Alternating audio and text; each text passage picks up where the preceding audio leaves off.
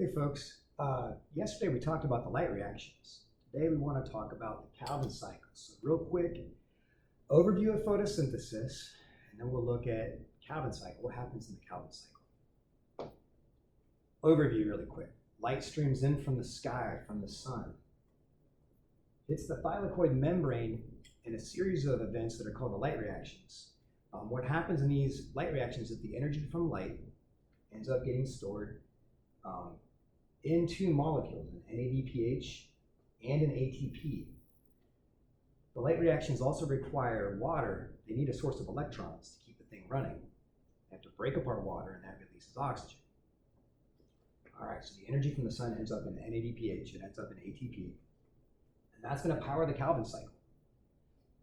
The purpose of the Calvin cycle is to make sugar, but it has to get material from the sky. It has to get carbons from the atmosphere. It's going to take 6 carbons that are going to come into the Calvin cycle. They're going to be used to make 2 sugars called glyceraldehyde 3-phosphate, and that sugar is going to be used to make glucose, which has both the material from the carbon dioxide. It also has the energy from the sun.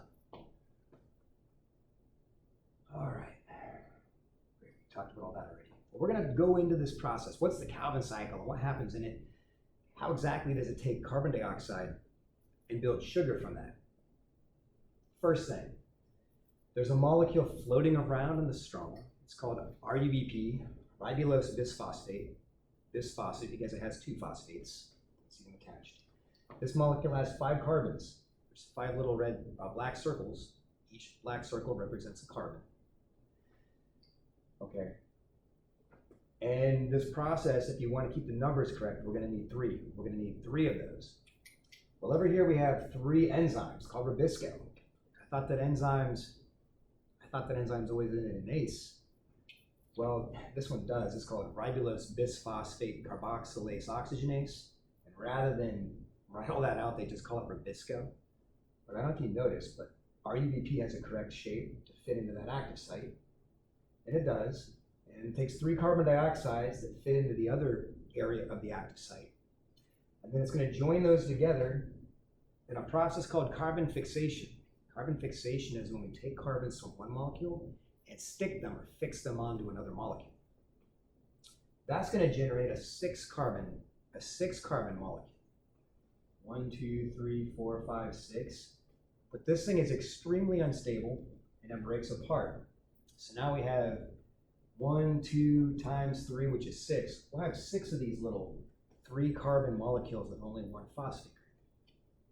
Now we've got to rearrange this and turn it into glyceraldehyde 3-phosphate. You remember at the end of the Calvin cycle in the previous picture, out pop 2 glyceraldehyde 3-phosphates. All right, first thing that your cell, the plant cell does is it sticks a phosphate group on. Where does the phosphate group come from? It comes from ATP, adenosine triphosphate. Take one of the phosphates, stick it on.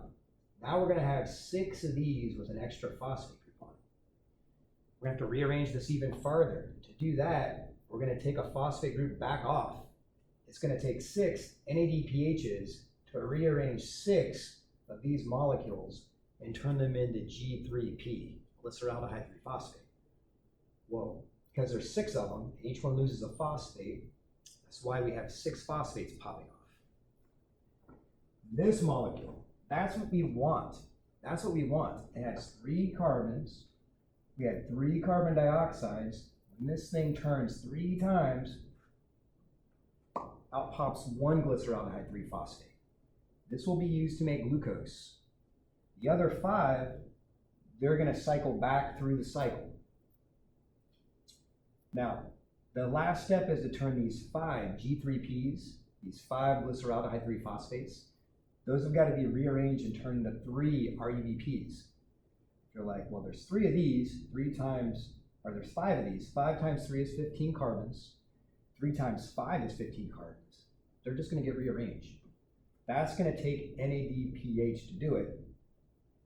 Those get turned back into RUBP so they can stick to Rubisco and we can have carbon fixation occur again. The whole point of this is sticking carbons on the molecules that are already there to generate sugar.